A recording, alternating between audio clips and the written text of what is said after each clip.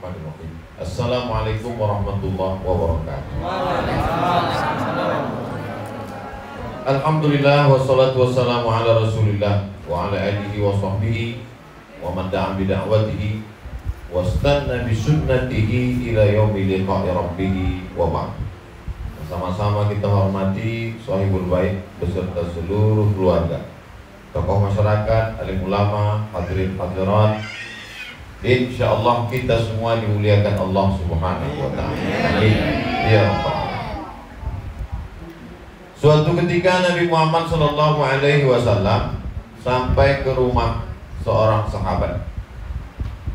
Setelah selesai disambut dan seterusnya, Nabi bertanya kepada sahabat itu, "Aina turidu an usolli?" Kamu mau saya sholat di mana di rumahmu ini? Lalu kemudian dia menunjukkan tempat sholat. Disinilah engkau sholat ya Rasulullah. Lalu Nabi sholat di rumah itu, dan tempat sujud Nabi di rumah itu dijadikan sebagai musolla. Itulah asal muasal kata musolla. Yang di tempat kita musolla itu artinya tempat sholat di luar rumah. Padahal makna musolla adalah tempat sholat di dalam rumah. Tempat Nabi sholat itu, tempat sujudnya itu dijadikan sebagai tempat mengambil barakah atas kedatangan Nabi Muhammad sallallahu alaihi wasallam. Pelajaran yang pertama yang dapat kita ambil adalah apa beda rumah dengan hotel. Kalau rumah hanya tempat tidur, apa beda rumah dengan restoran?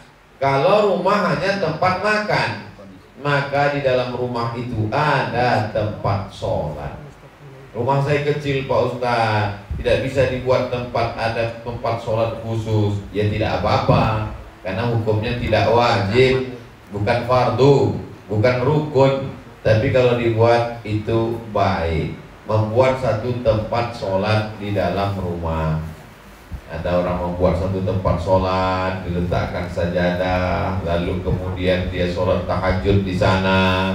Setelah dia meninggal dunia, anaknya bangun tengah malam mau ke toilet, buang air kecil, dia lihat di sini dulu almarhum bapak saya sholat tahajud malam. Maka dia pun ambil wudhu, dia tahajud di tempat itu. Kita sudah mengajar anak kita tanpa harus menjadi ustadz dan penceramah, tidak dengan kata-kata, tapi langsung dengan perbuatan. Dan menurut mazhab Hambali, Imam Abu Hanifah, mazhab Hanafi, sepakat 4 mazhab bahwa yang namanya tawaf, yang namanya iktikaf mesti di masjid. Tidak ada iktikaf di luar masjid.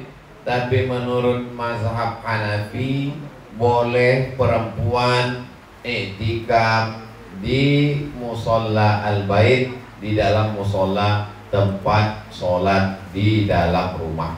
Itulah mengapa kata Nabi SAW, ij'alu, jadikanlah sholat kamu itu fi buyutikum.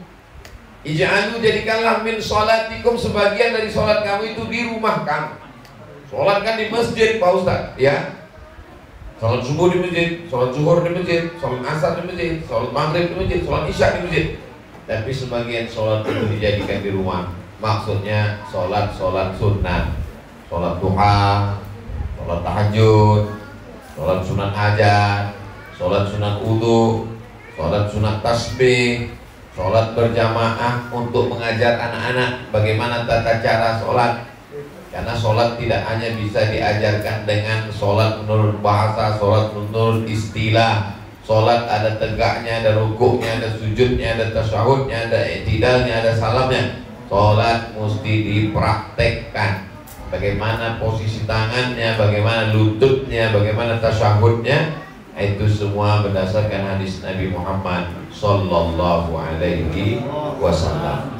Alhamdulillah, saya sampai ke rumah Shahibul Bait Haji Ibrahim Shah, masih Kalimantan Timur. Beberapa kali tertidur sampai saya lihat udah hampir di tengah laut, di jalan tuh danau. Saya dengar Ustadz Atta nelpon, gimana? Udah ada ini, ada air. Oh, udah dekat katanya. Insya Allah. Akhirnya sampai ditakdirkan Allah kita bertemu pada hari ini. Perjalanan saya ini panjang, dari Pekanbaru, Riau, Jakarta. Dari Jakarta Balikpapan, dari Balikpapan Samarinda, dari Samarinda Tenggarong. Tenggarong dulu. Oh, tak ingat, mutar-mutar udah pusing-pusing. Habis itu sampai ke rumah Haji Ibrahim. Begitu sampai saya lihat di luar kaca, saya bayangannya ini nanti kita bukan di masjid, bukan di hotel, di rumah. Oh, di rumah nyantai. Saya lihat wartawan banyak sekali. Dari dapur keluar wartawan, Masya Allah, tabarakallah. Lalu keluar pengumuman kepada seluruh jamaah, harap jangan ada yang siaran langsung, siaran tunda boleh. Jadi maksudnya yang rekaman-rekaman tadi silakan simpan di handphonenya. Kalau mau diupload boleh begitu masuk 1 Januari 2022. Bapak Ibu yang dimuliakan Allah Subhanahu wa taala. Ini pelajaran pertama yang kita ambil dari hadis Nabi Muhammad sallallahu alaihi wasallam adalah bagaimana di rumah kita itu ada tempat sholatnya. Terserah mau di dalam kamar itu ada pojoknya.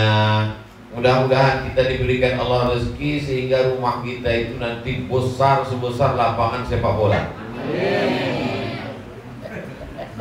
Saya mau mancing aja, tidak meminta supaya diaminkan. Kalau saya justru berpikir kalau sebesar lapangan sepak bola ngepelnya siapa? Tapi karena ibu-ibu sudah mengaminkan, disetujui oleh para malaikat, insya Allah terkabul. Amin. Tapi jangan lupa bahwa di dalam itu ada tempat sholat, bukan somat. Tempat sholat, tempat somat ini di kursi.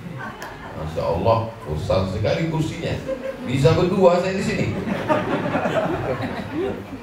Bapak Ibu yang dimuliakan Allah Subhanahu wa taala, jangan jadikan la taj'alu buyutakum qubura. Jangan jadikan rumah kamu kuburan. Kenapa bisa jadi rumah kuburan? Karena orangnya mati. Kenapa orangnya mati? Karena tidak mengingat Allah. Masalul ladzi yadhkurullah wal ladzi la yadhkurullah. Perumpamaan orang yang ingat Allah dengan orang yang tidak ingat Allah, kamatsalil hayy wal mayyit, seperti orang hidup dan orang mayit. Mayit orang mati. Apa tanda orang hidup? Makan, kambing pun makan. Apa tanda orang hidup? Berjalan, kucing pun berjalan. Apa tanda orang hidup? Ngomong, ayam pun ngomong. Lalu apa tanda orang hidup? Orang hidup adalah orang berzikir. Siapa itu orang hidup? Orang yang berzikir. Maka orang yang tidak berzikir berarti mantul. Jadi kalau suami ibu tidak berzikir, berapa lama lah ibu menikah dengan zombie? Jadi kalau istri bapak tidak berzikir, berarti selama ini bapak tidur dengan kuntilanak. Jangan heran kalau anaknya jadi tuyul, karena tidak berzikir mengingat Allah Subhanahu wa taala. Oleh sebab itu, rumah jadikan rumah yang berzikir. Anak jadikan anak yang berzikir. Keluarga berzikir. Masuk ke dalam rumah ini kita berzikir atau tidak? Berzikir. Saya kalau masuk ke rumah ini berzikir. Kenapa? Karena langsung melihat gambar orang yang sedang berzikir.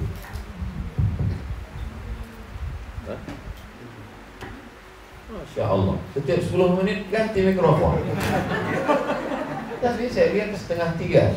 Sekarang sudah ya 2:30 lewat 10. Begitu rupanya aturannya. Bukan cuma kamera yang banyak, mikrofon pun banyak. Coba ibu bayangkan kalau di dinding rumah itu gambar artis. Setiap masuk ke dalam, nampaklah gambar artis. Yang susah siapa? Ibu. Karena ibu mesti mirip dengan artis itu. Kan paksa itu. Hidungnya mesti dipaksa mancung, alisnya mesti ujungnya tajam, Susah. Tapi alhamdulillah rumah ini gambarnya adalah gambar ulama. Tuan Guru Sekumpul, Tuan Guru Ijai. Kita mengenal beliau dengan zikirnya, dengan sholawatnya, dengan majelisnya. Sudah meninggal dunia pun dengan haulnya terbesar di Indonesia, sampai jutaan orang datang. Makanannya disediakan oleh masyarakat. Begitulah rupanya kalau orang berzikir. Walaupun dia sudah tak ada di atas dunia, tapi orang tetap mengingat dia. Kenapa? Karena dia selalu mengingat Allah, maka dijadikan Allah hati manusia itu terlalu teringat dengan dia. Kira-kira kalau kita mati masih diingat orang atau tidak? Ini jadi pikiran sama kita. Kadang saya terpikir, Guru Sekumpul sudah meninggal sekian tahun, masih diingat orang. Abdul Somad begitu hilang Facebook, lupa orang. Jangan-jangan orang ingat sama engkau karena Facebook, Abdul Somad, karena Instagram, karena YouTube. Mudah-mudahan kita bersama ini hanya karena zikir la ilaha illallah Muhammadur Rasulullah sallallahu alaihi wasallam. Disambut dengan zikir. Ustaz Somad datang ke rumah Haji Ibrahim Sahab, disambut dengan zikir. Zikirnya mana? Itu dipukul tadi, kelompang.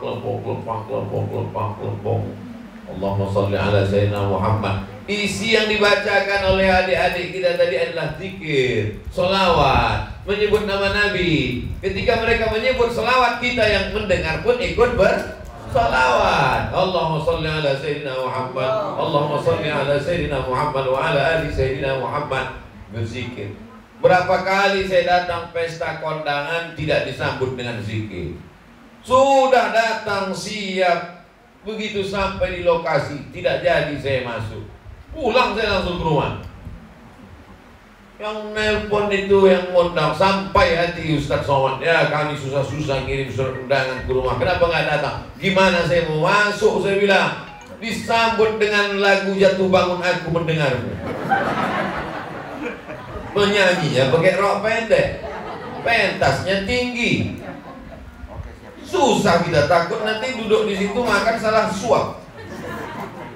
Nah, hari ini kita sedang diajarkan luar biasa. Masuk ke rumah ada tempat sholat, di dinding ada orang yang mengingat Allah, disambut dengan sholawat. Di sebagian tempat ada juga yang nasyid nyambut sholawat ini perempuan. Perempuan yang menyambut. Perempuan yang menyambut kalau anak-anak TK ada apa-apa. Ini yang menyambut anak-anak gadis. Ini bahaya. Bapak-bapak bisa lupa yang di rumah. Tapi yang menyambut adalah laki-laki.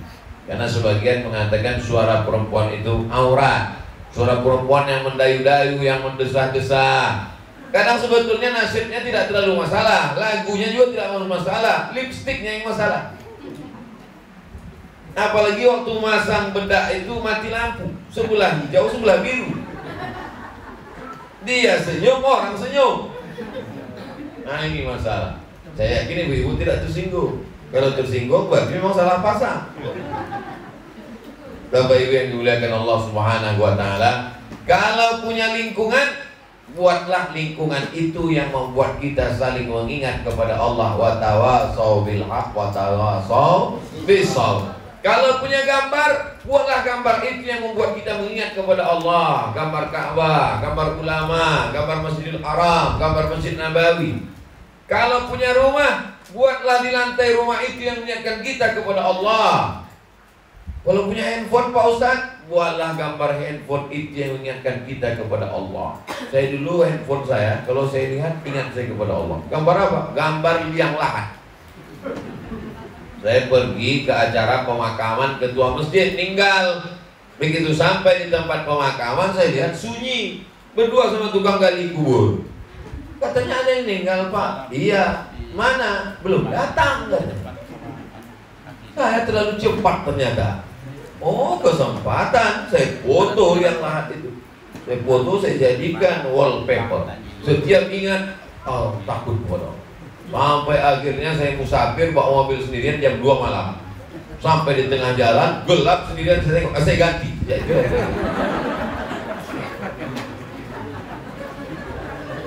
Nada panggilan, nada dering yang mengingatkan kepada Allah. Sallallahu ala Muhammad sallallahu alaihi wasallam. Bagus. Tala'al badru alaina. Bagus. Ini dibuat nada panggilan, nada-nada lagu-lagu yang melalaikan kepada Allah. Iya kalau dia berbunyi di rumah. Kalau berbunyinya pas sholat berjamaah lupa matikan handphone, senyum imamnya, makmumnya ketawa. Buatlah sesuatu yang mengingatkan kita kepada Allah. Punya istri yang mengingatkan kepada Allah. Bang, ingat Allah bang. Ini abang nampaknya udah batuk-batuk, jangan-jangan gak sampai hari Jumat.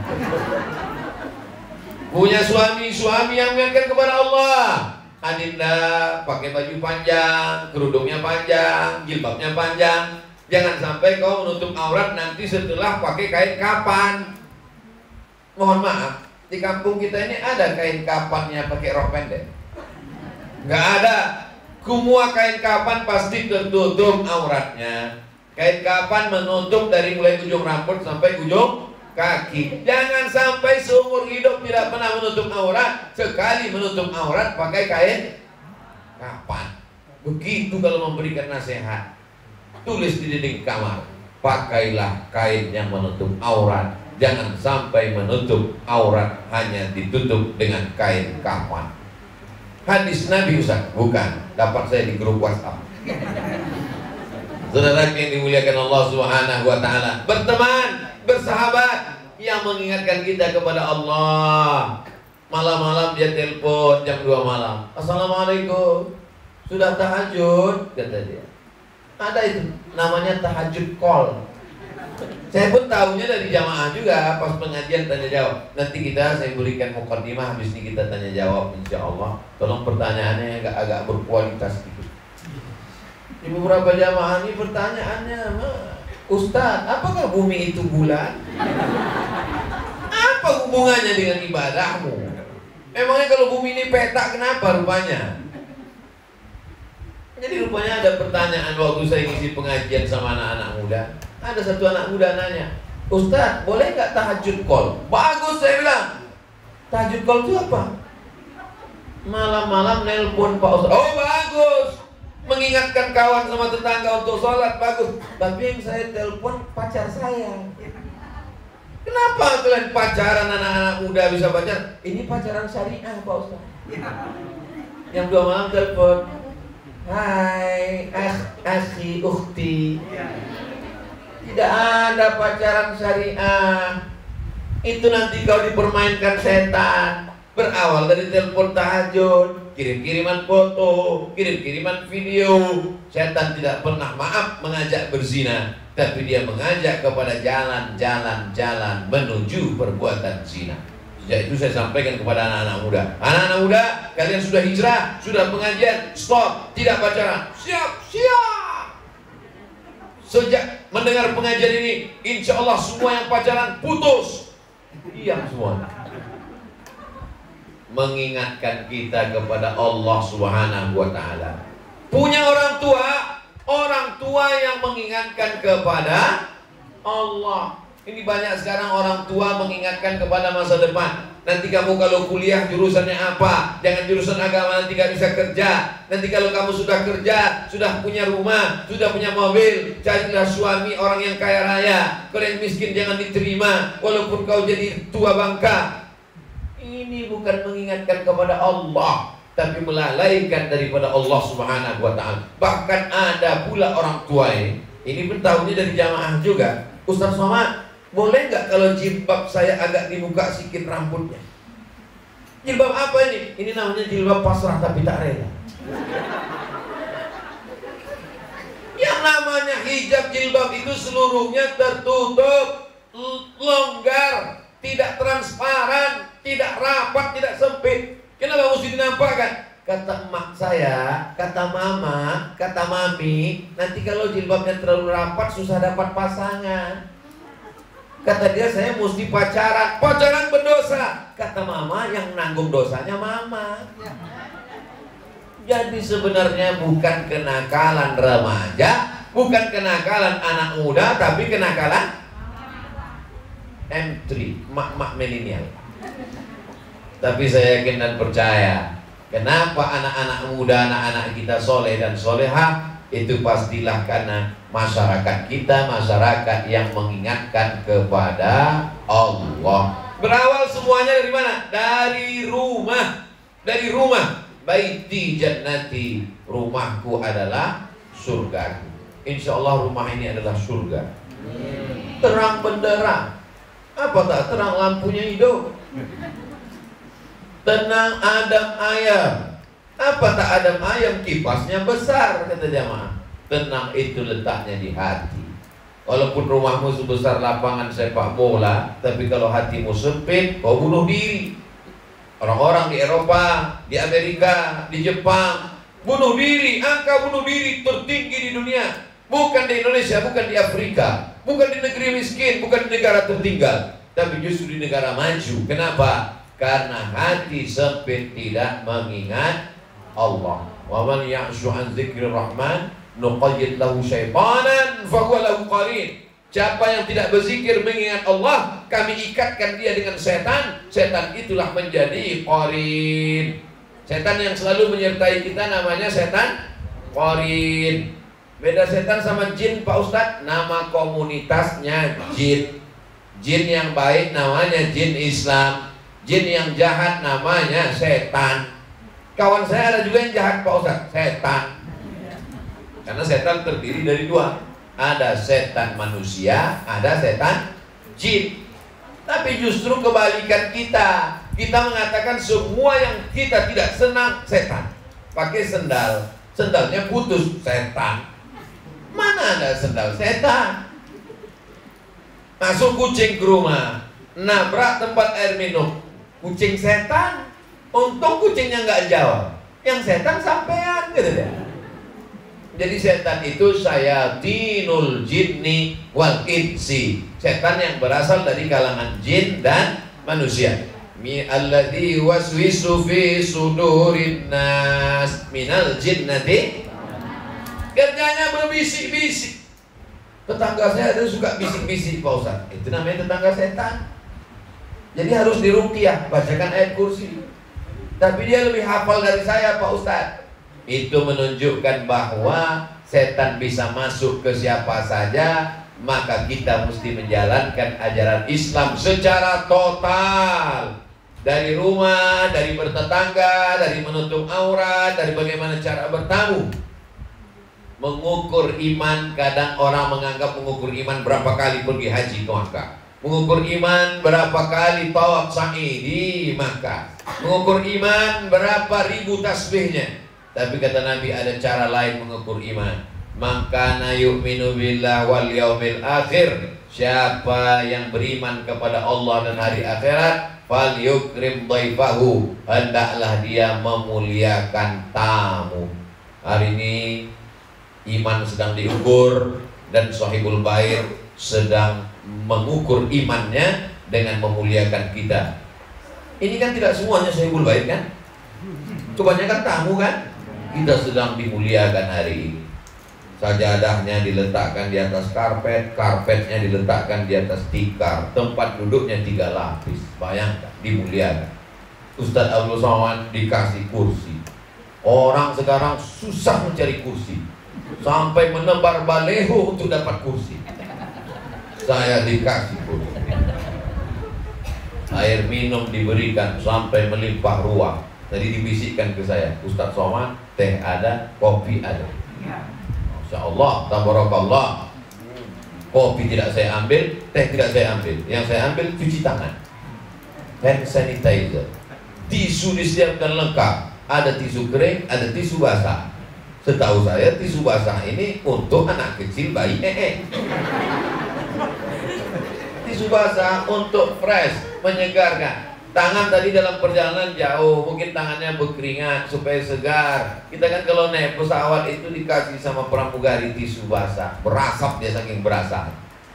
Tiba-tiba ada orang baru pertama kali naik pesawat, disangkanya itu roti, dikunyahnya. Saudara yang dimuliakan Allah Subhanahu wa Ta'ala. Supaya apa? Supaya orang nyaman. Terkadang kita mengkotak-kotakkan tetangga, tamu kita berdasarkan derajat status sosial. Kalau yang datang bertamu itu RT, air putih, RW, kopi ginseng, Pak Kades, Pak Lurah, kopi susu. Padahal derajat manusia ini sama. Semua manusia ini dari tanah. Oh, jadi semua manusia dari tanah, Pak Ustadz? Iya. Kalau memang semua manusia dari tanah, kenapa sifatnya tidak sama? Iya, karena memang tanah tidak sama. Tetangga saya itu selalu mengganggu, berarti dari tanah sengketa. Saudara yang dimuliakan Allah Subhanahu wa Ta'ala. Kata Ustaz Somad, memperlakukan tamu mesti sama. Betul. Kalau memang sama, kenapa Ustaz dikasih kursi? Kenapa kami tidak? Karena saya ceramah. Tak mungkin saya bicara di bawah, tak kelihatan. Jadi bahwa kita punya kelebihan yang tahu hanya Allah Subhanahu wa Ta'ala. Kalau mau melihat siapa yang punya kelebihan, nanti di surga Jannatul Firdaus barulah kelihatan. Ternyata rupanya ibu yang bukan ustaz, yang bukan dokter, yang bukan MA, yang bukan LC, yang bukan ulama, tapi boleh jadi karena hatinya lebih ikhlas, dia lebih dulu masuk surga insyaallah. Ibu biasa saja, ibu rumah tangga, hatinya bersih, tidak riba, tidak namimah, tidak adu domba, tak membuka aurat, melayani ke rumah anak, keluarga, suami dengan baik, berzikir, baca selawat, masuk dia ke dalam surga karena amal solehnya. Walaupun dia bukan ulama, begitu dia masuk surga, dia tanya malaikat, Ustadz yang ke rumah saya kemarin masuk surga enggak malaikat? Kata malaikat, dia sudah lama dari tadi tunggu. Amin. Nampaknya dia enggak setuju saya.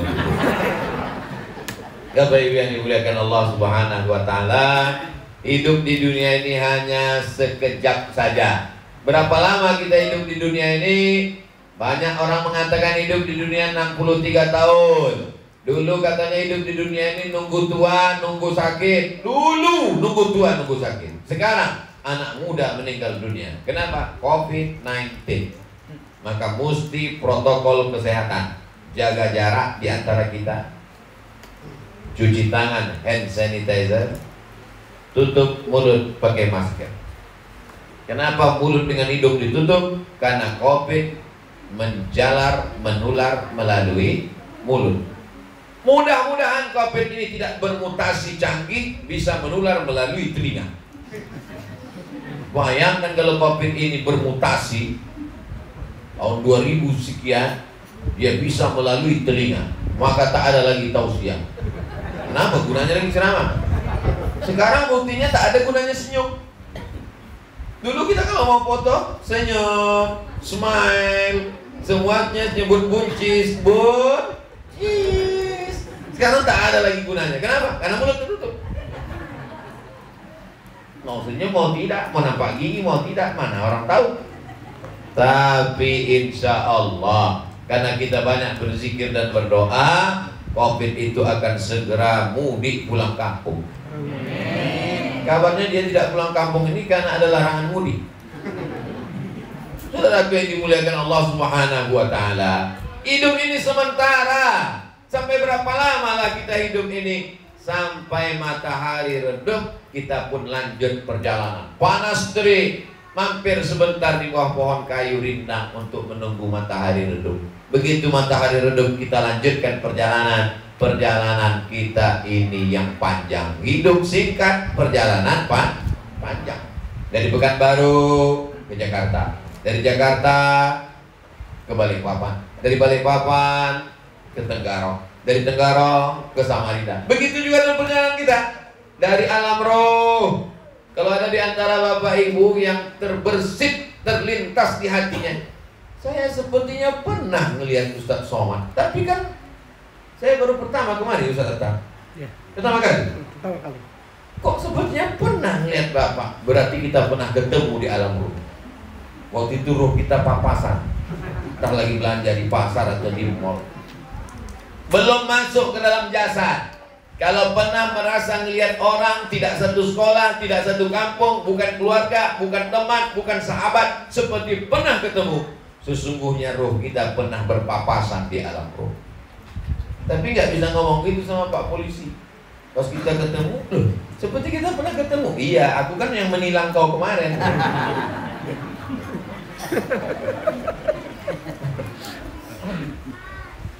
Setelah dari alam roh masuk ke dalam alam rahim.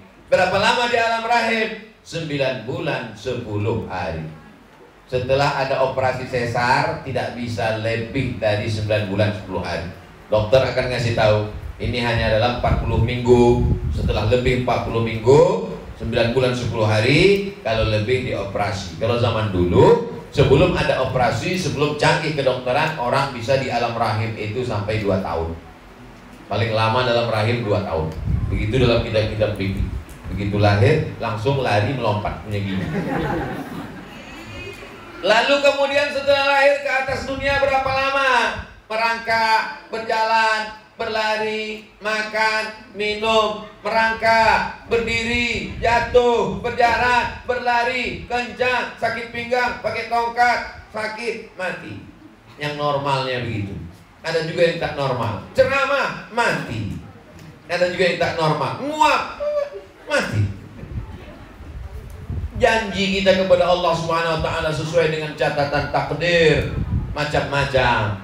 Tapi yang kita inginkan adalah hidup kita ini bermanfaat buat orang banyak. Siapa yang paling bermanfaat hidupnya? Orang kaya bangun masjid. Siapa yang paling bermanfaat hidupnya? Orang kaya membuat sekolah tahfiz Al-Quran, buat panti asuhan anak yatim, panti jompo orang tua terlunta-lunta. Pergi dia ke tempat jalan orang-orang yang dia ada di pasar, di kota besar, dia bawa truk. Semua anak yatim, fakir miskin yang ada di lampu merah, angkut semuanya.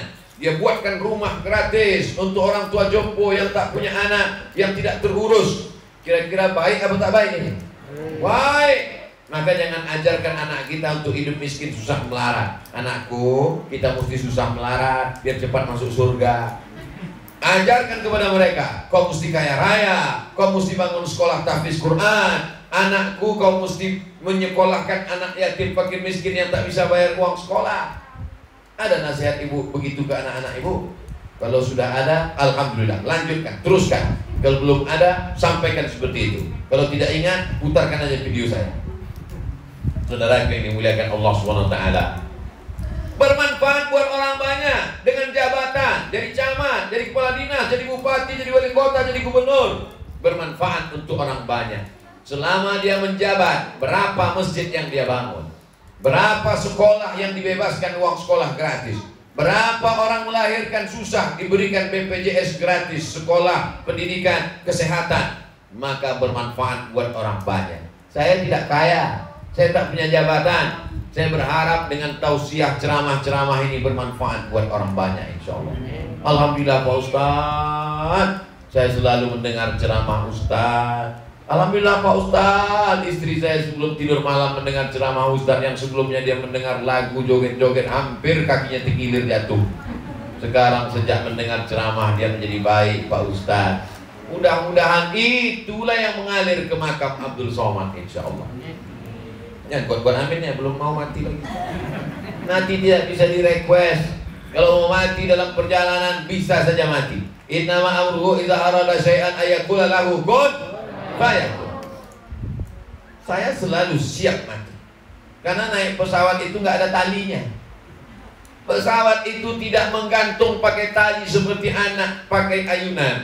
Bisa saja jatuh ke laut, bisa saja jatuh ke hutan, bisa saja mati sudah lama. Yang penting kita naik, lalu kita berdoa kepada Allah Subhanahu wa taala, subhanalladzi sakhkhara lana hadza wa ma kunna lahu muqrinin wa inna ila rabbina lamunqalibun. Tiba-tiba ada yang membangunkan. Pak, bangun. Apa? Minum air putih. Oh. Ustaz bangun. Kenapa? Kita sudah sampai Balikpapan. Oh. Tapi ada masanya nanti tiba-tiba kita terbangun. Marabuka. Jangan terkejut. Kenapa? Karena semua pasti akan melewati zaman masa itu. Betul. Siapkanlah untuk menjawab pertanyaan ini.